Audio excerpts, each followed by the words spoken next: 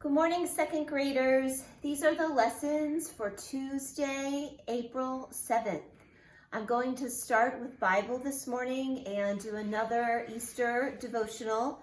I am taking my story from Ergemeyer's Bible storybook. Yesterday, we read about the Last Supper that Jesus had with his disciples, and Jesus told Judas Iscariot that he would betray him, and he also told Peter that he would deny him. And so today we're going to read further about what happens. I'm going to read in a Bible story that is taken from each of the Gospels and combined in what I'll be reading today, called Two Disciples Fail Their Lord. Judas Iscariot went to the chief priests and asked, "What will you give me if I turn Jesus over to you?" And they promised him 30 pieces of silver. After leaving the upper room, Jesus and the 11 went to the Garden of Gethsemane. At the entrance, Jesus told 8 disciples, "Stay here while I go and pray." Taking Peter, James, and John, he went into the garden to pray. While he prayed, the disciples fell asleep. They could not understand why he was so troubled, and they did not know how to comfort him. How he longed to have them near to pray with him. Twice, Jesus awakened Peter, James, and John. Then, while he prayed in agony alone, God sent an angel to strengthen and comfort him. Jesus knew he would die on the cross. He must bear the sins of the world in order to become the Savior of men. Because he had a body and a mind like ours, he dreaded to suffer the pain of such a death. And he dreaded to be left alone by those he loved. So he prayed, "Oh, my Father, if it be possible, let this pass away from me. Nevertheless, not my will, but thine be done." A third time, Jesus roused the sleeping disciples, saying, "Rise, let us go. My betrayer is near." They followed. At the entrance, they saw men carrying torches. Judas, the untrue disciple, was with the men. Stepping forward, he said, "Hail, Master," and kissed Jesus on the cheek. Jesus looked sadly at this disciple and asked, "Judas, do you betray the Son of Man with a kiss?" Judas had told the men he would kiss Jesus so they would know whom to take prisoner. Taking hold of Jesus roughly, the soldiers led him away. At this point, Peter drew a short sword, struck one of the soldiers, and cut off his ear. Jesus said to Peter, "Put up your sword." Then he healed the soldier's ear. Peter drifted into the shadows with the other frightened disciples. The soldiers bound their prisoner and started for the assembly room where Jesus' enemies were waiting. Peter followed far behind, wondering what he should do and fearing that the soldiers might take him prisoner too. The soldiers brought Jesus to the house of Annas, and here the trial began. As Jesus stood in the courtyard, a young girl said, "Are you not also one of his disciples?" Peter was afraid and said, "No, I do not know the man." Peter went to the fire to warm himself. Around the fire stood another man, the high priest's servants, and some soldiers. One turned to Peter and asked, "Are you not one of the man's disciples?" Again, fear filled Peter's heart, and he replied, "No, I am not." A soldier standing by, who had seen Peter use his sword, said, "I saw you in the garden with him." Peter cursed and said, "I know not the man." Meanwhile, the high priest and others had been questioning Jesus and treating him shamefully. They led Jesus away. As he passed by, he looked sadly at Peter. Now Peter remembered Jesus' words, "Before the cock crows, you will deny me 3 times." Peter turned away from the fire, rushed out, and wept bitterly. Boys and girls, that's where we'll stop today. We'll read more tomorrow about what will happen next to Jesus.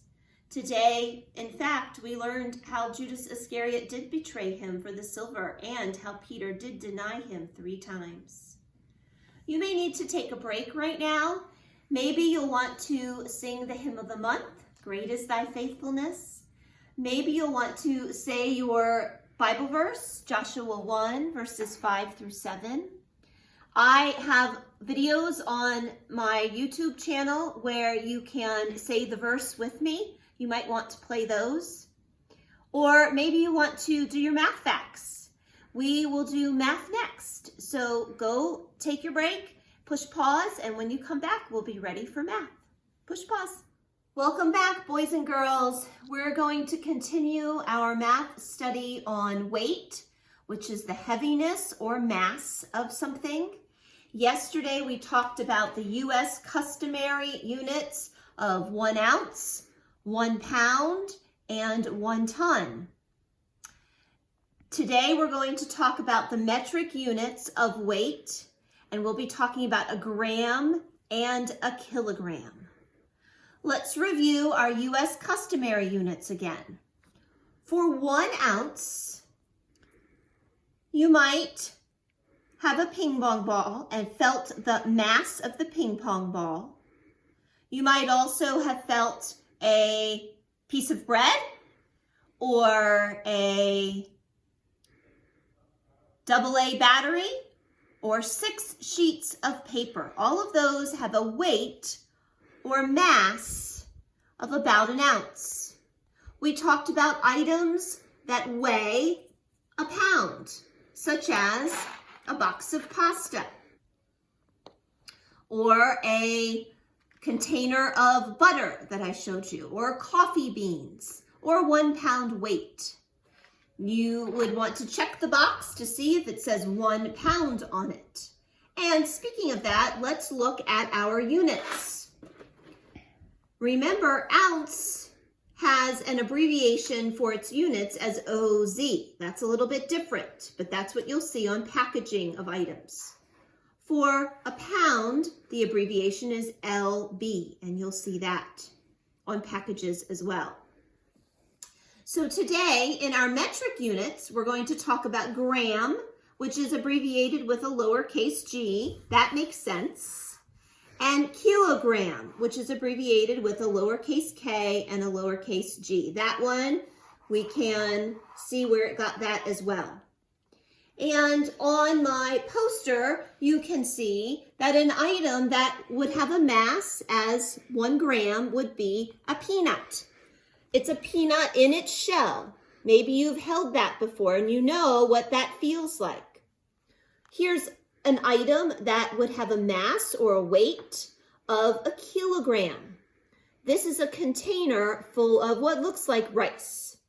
So, looking at these 2 items, you can see which one is lighter and which one is heavier.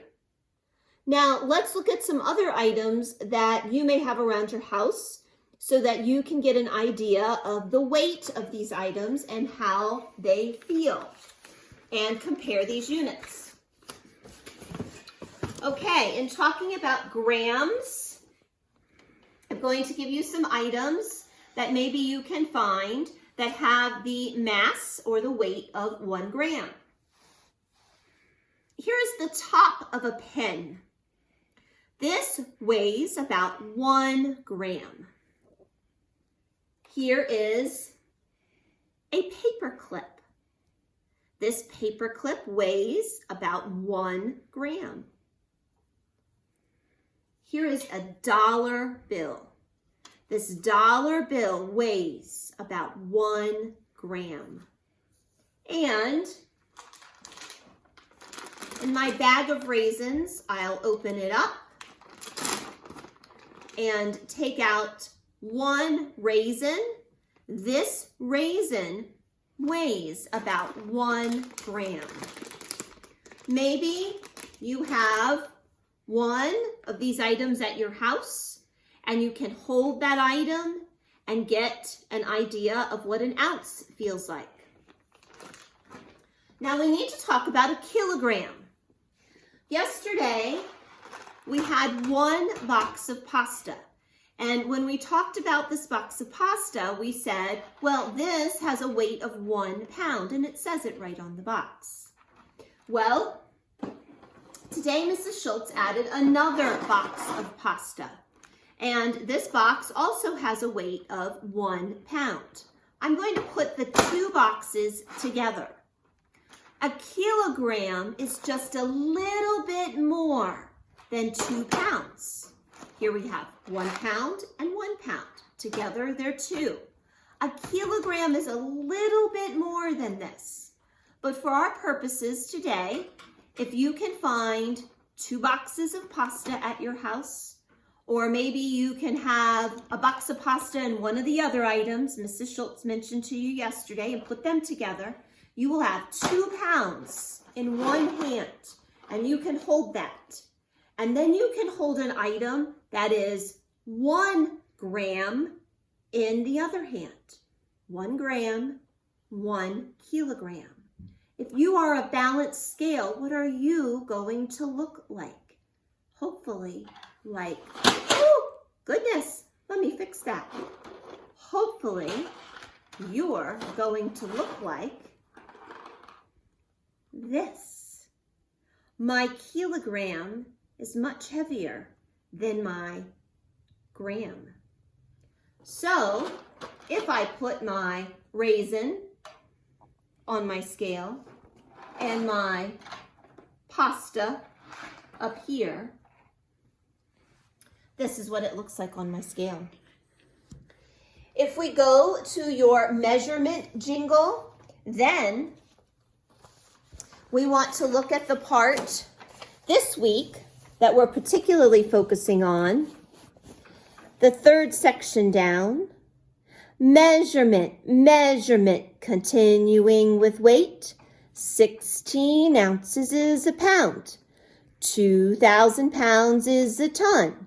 1,000 grams is a kilogram. Boys and girls, if you look at this last line, 1,000 grams is a kilogram. It would take 1,000 of my gram weighing items, a raisin, a pen cap, a paper clip, a dollar, to equal a kilogram, which is a little bit over 2 pounds. Now today in your math work, you will do 2 worksheets. These 2 worksheets have the title, Kilograms and Grams. Problem Solving 18.4 and Reteach 18.4. You'll just be doing some comparison of items, and as you do the worksheets, if you can't find the exact item, don't worry about that. You can find any item. This is just practicing measuring. I want you to compare them. I want you to possibly see how much they weigh. Maybe you have that bathroom scale and you can hold the item and get on it. And by knowing your weight, then you can figure out how much it weighs. If you don't have that, that's fine. Then just go around and find different items that might weigh a kilogram or a gram. And do some practicing of comparing those items. Have some fun with that today. Okay, boys and girls, we're going to stop there. I want you to do your math, and I want you to remember that math is God's invention and man's discovery. Math is a language, and it's the language of science. Push pause, go do your math, and come back and we'll do reading. Welcome back, boys and girls. We're going to talk more about riddles today. Remember, on our poetry vocabulary list, a riddle is a problem or a puzzle. You are giving a clue, or in our case, 3 clues, and then you will have a guess. What am I? Who am I? And that's what we're practicing again today. So to warm up, I wanted to show you a couple more riddles that Mrs. Schultz had, and then we'll talk about today and how you'll take your rough draft and write it onto a final copy. Here we go. Here is my first riddle. Let's see if you can guess it. I have a running hand. I am found on paper. I have ornaments sometimes. What am I? Now notice, before you guess, I want you to notice something. Each one begins with a capital letter. Each one ends with an end mark. Here are my periods. Here's my question that I end with for my riddle. And I've tried to give clues. So I've said 2 I haves and 1 where I am found. Okay, these are some things you should be thinking about, or hopefully you did yesterday as you were coming up with your ideas on your rough draft. All right, so now that I've reminded you of those things, have you thought about the answer? I have a running hand. I am found on paper. I have ornaments sometimes. What am I? Well, I'm going to write my answer right here of what it is. But remember, if you were doing it on yours, you would write it upside down on the paper. Did you guess that the answer was cursive? I hope so. I thought you might like this riddle. I have another one for you. Now this one might really make you think. It's going to be from something that you have learned in history and recently, okay? So here we go. I'm going to turn the page. Right, here we go. I liked to wear 2 hats. When I was in charge, things were good. I have a famous rock. Who am I? Now, once again, let's look. I have capital letters at the beginning of my sentences. I have my end marks. Here's my question. This one is a who am I question. I've tried to describe things, something that I have, something that I liked. I'll give you another hint. This is from history, and think of who is in charge in our history lessons from ancient Egypt. So maybe you're thinking of a pharaoh. What pharaoh do you remember liked to wear 2 hats?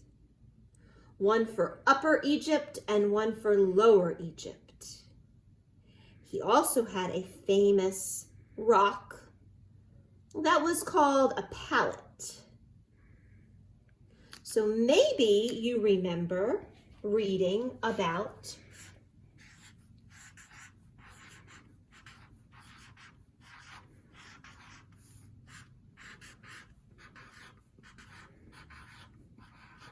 Pharaoh Menes, who was also called Narmer. His rock was called Narmer's Pallet. Well, I really wanted to do this because I wanted to show you a riddle that was about a person, described a person, who am I? And we were always doing what am I questions, so this was just one different. I can't wait to read your riddles, so now let's talk about what you're going to do today. We're going back to the worksheet that you started yesterday. We left off at number 3. You filled in 3 of these, and you've circled which question you're using, and you've put your answer upside down. So let's go to number 4. It says, now you are ready to write your final copy in your neatest manuscript on the lined paper. Check to make sure you are using capital letters and end marks. Well, in your papers that you got this week, you should find this piece of paper. This is where you'll write your riddle. I have a sample to show you. I hope you enjoy the sample. The sample will show you how you should write it on your paper. Your first clue goes on the first line. I travel south to north. Capital letter, end mark. The very next line, you write your second clue. Once I turned into blood. Capital letter, end mark. Your third clue goes on the third line. Baby Moses floated in me. Capital letter, end mark. On the fourth line, 1, 2, 3, 4, you write your question. Who or what am I? Capital letter and question mark. Then you'll turn it upside down. On this, what would then be the top line, it's really the bottom line, you write your answer. My answer was the Nile River. When you turn it back around, in the white space, very neatly, you can write by and your name. Then do a nice illustration up here for me of your riddle. So I have a checklist also for you. Make sure you look at this to make sure that you've done everything. You'll have 3 clues. Make sure they're complete sentences. Make sure you have your question and that you've written your answer upside down. Once you've done it, if you can put a check in all of those, you know you have completed everything for this assignment. I am so excited to see your riddles. All right, why don't you go and work on your final copy with your neatest manuscript. When you're all done, if you are able, go ahead and review your phonics and your spelling for the week. Boys and girls, let's go over our spelling words. Number 1, soil. S-O-I-L, soil. Coin. C-O-I-N, coin. Royal, R-O-Y-A-L, royal.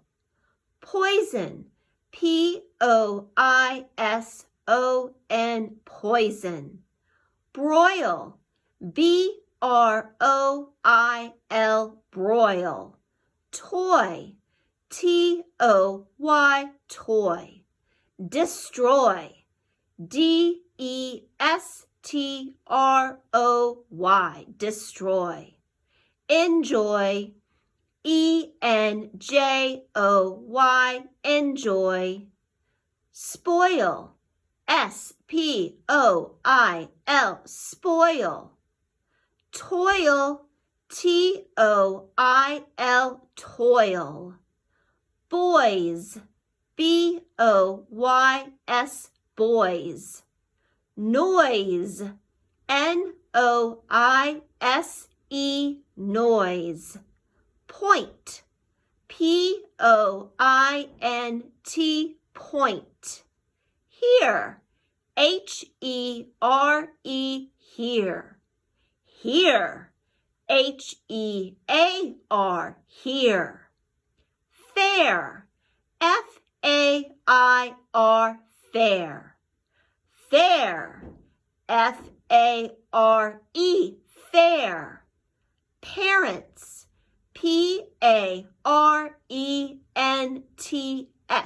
parents. Moisture, M-O-I-S-T-U-R-E, moisture. Biology, B-I-O-L-O-G-Y, biology. Let's do our phonics.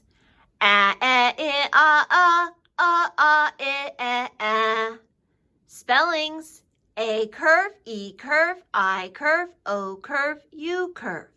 Sound, E. Spellings, E mark, E blank E A, blank Y, blank I-E, blank. Sound, Z. Spellings, Z blank S. Sound, Th. Other sound, V. Spellings, T-H. Sound, I. Spellings, I mark, I blank E, blank I-G-H, blank Y, blank I-E. Sound, N. Spellings, N-K-N blank. Sound, sh. Spellings, S-H blank T-I blank blank C-I blank. V plural rule. Change the F to a V and add blank E-S. Plural rule. When a word ends in S, SS, X, SH, CH, or Z, you add blank ES. Y plural rule. Change the Y to an I and add blank ES. Sound, A. Spellings, A mark, A blank E, A-I blank, blank A-Y. Schwa sound, Spellings, A dot, E dot, O dot. Sound, O. Spellings, O mark, O blank E, O-A blank, blank O-W, blank O-E. Sound, R. Spellings, R-W-R blank. Sound, oo. Spellings, double O mark, 2 dot U, U blank E-W, blank U-E. Sound, U. Spellings, U mark, U blank E-W, blank U-E. Sound, Spellings, E-R-I-R-U-R. Sound, F. Spellings, F-P-H and sometimes G-H. Sound, K. Spellings, C-K blank C-K. Sound, M. Spellings, M blank M-B. Sound, Nk. Spellings, blank N-K. Sound, Ng. Spelling, blank N-G. Signal letters, E-I-Y. Sound, S. Spellings, C-E-C-I-C-Y. Sound, J. Spellings, G-E-G-I-G-Y, blank D-G-E. Sound, X. Spellings, X blank C-K-S. Sound, E. Spellings, E curve, E-A curve. Sound, Ch. Spellings, C-H blank T-C-H. Sound, W. Spellings, W-H blank. Sound, Qu. Spellings, Q-U. Sound, Ow. Spellings, O-W-O-U blank. Sound, R. Spelling, A-R. Sound, OR. Spelling, O-R. Sound, Aw. Spelling, A-W-A-U blank, double dot A. Double dot A will be found in spellings like double dot A-L-K, double dot A-L-L, double dot A-L-T. Sound, Oi. Spellings, O-I blank, blank O-Y.